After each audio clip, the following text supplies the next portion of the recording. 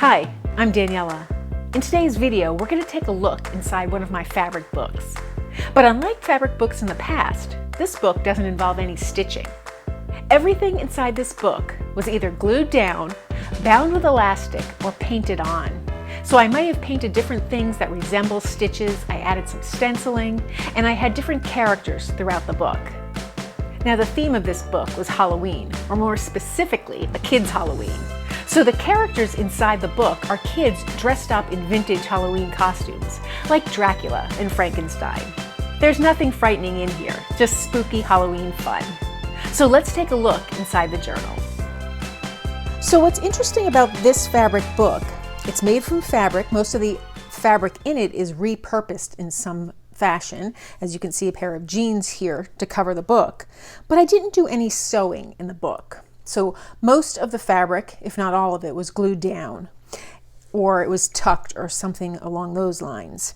I took an old book that I liked the size of, and I just covered it with the denim. I cut out all the paper pages and covered it with the denim on the outside.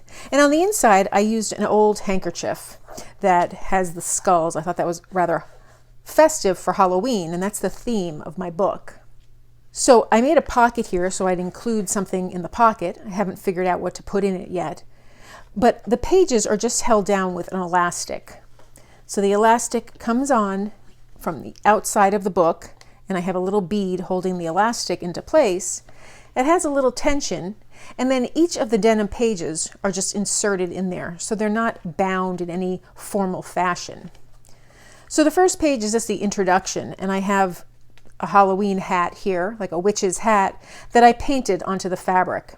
I really like using acrylic paints on fabric when I'm not going to sew through it or I'm not going to wear it, because that doesn't have to be treated. If it's going to be worn and then laundered, or if it's going to be sewn through, it has to be a different formula, because this acrylic paint is essentially plastic. It's a very thin layer of plastic that dries. So for a book that's just going to be held, it's totally fine. But for something that's either going to be laundered with water and detergent, or I'm going to try and pierce it with a needle, I need a different formula. So I created that painting, and then I added the word here. I added some stenciling, and then I took some more fabric, because after all, I did want to make this a very noticeable fabric book, and I made just a little collage here. Again, I painted over the collage as well, just to make it all blend. Now, one of my favorite parts of Halloween is when you see little kids dress up. So the theme of this is I wanted to have paintings of kids in very traditional costumes. So that's where you get the Frankenstein. And I had this fabric that had a little bit of a Frankenstein piece on it, so I glued that down. I had the collage, and then I went to it and layered it with some more stencils and some more fabric paint. So this was a really fun piece to do. And I echoed that color, that gorgeous color of his skin, with that ribbon. I tried to stick to oranges and greens for this book, particularly on these pages. And then I just threw in some other colors, the white and the black, and a little purple. I really tried to emphasize whatever I was seeing before me. So I have a little Count Dracula here. And then over here, I had a little fabric piece, and I colored it in red just so it would pick up some of the colors from this piece here, my inspiration. And on this one, instead of going with orange and purple, I went with red and black, so you see a lot of that. And I also echoed some of the denim by doing a little weaving here. I have different fabrics glued down to the book. Now all of these could be stitched, but this was supposed to be an easy book, which actually took me a few months to complete. So it wasn't really easy after all, but I am very pleased with the results, and it's one of my favorite books, even though I didn't stitch any of it.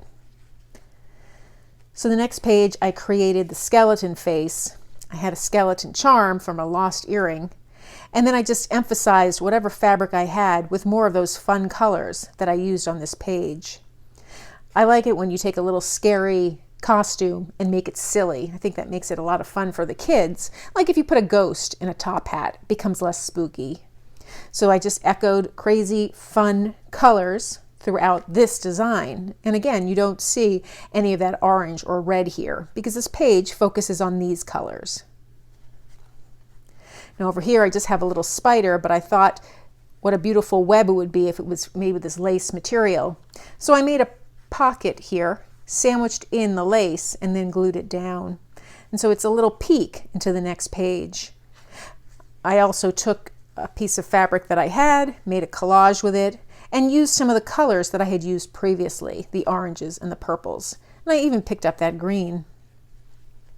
This particular fabric swatch was very appropriate, talking about something in the elementary school. So it was kind of it had a kid's bend to it.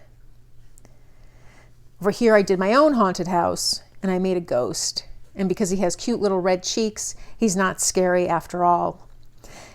I put some lace here to make the windows look old and as if they were filled with cobwebs. So that coordinates with our little spider's web over here.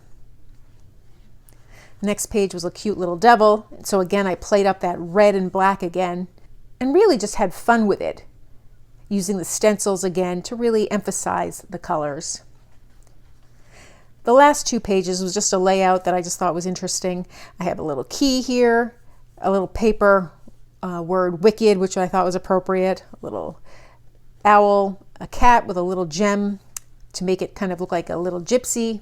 And then I did some more of that weaving that you saw throughout the book. And I glued that down. I used some of the lace, some of the little black and white fabric here, and more denim. And then on the last page here, I just painted a pumpkin. I used some of those stencils again, really playing up the colors and making it a really enjoyable experience for me. And then over here, I continued by just gluing down that handkerchief to that book page. So I have my completed book. From the outside, you don't know the theme, but once you open it up, you get to see all those denim pages and all that painting. So that's a glimpse inside one of my fabric books. The majority of my fabric books, however, are bound with stitches, and so they use a lot of stitching. And this one could use stitching as well, but I chose to do something a little different and using fabric glue, fabric, and some painting. So let me know what you think in the comments below. If you enjoyed this video, please give it a thumbs up and be sure to subscribe. Thanks for joining me today.